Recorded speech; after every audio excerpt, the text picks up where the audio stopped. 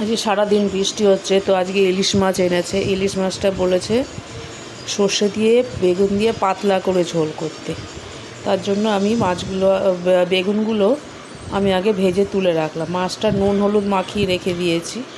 এবার কড়াইতে তেল দিয়ে একটু কালো জিরা ফোড়ন দিলাম আর কটা কাঁচা লঙ্কা দেব। দিয়ে এবার মাছগুলো আমি ওর মধ্যে দিয়ে দেবো। ইলিশ মাছ আমি বেশি ভাজবো না, সর্ষা দিয়ে করব, তার জন্য দিয়ে আর একটু এপিট ওপিট করে নেব। মাছটা একটু উল্টে দিলাম, মাছগুলো কিন্তু ভাজবো না বেশি। এরপরে আমি সর্ষেটা ভিজিয়ে রেখেছিলাম নুন আর হলুদ দিয়ে।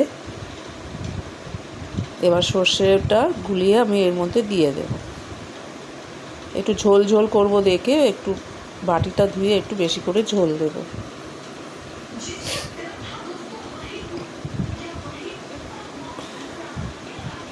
এবার একটু নুন দেব, স্বাদ অনুযায়ী নুন দিয়ে এবার ঢাকা দিয়ে রাখবো, একটু ফুটতে হতে দেব। এবার ঢাকাটা খুলছি, ভালো করে ফুটে গেছে। একটু মাছগুলো উল্টে দেবো আর বেগুনগুলো দিয়ে দিলাম।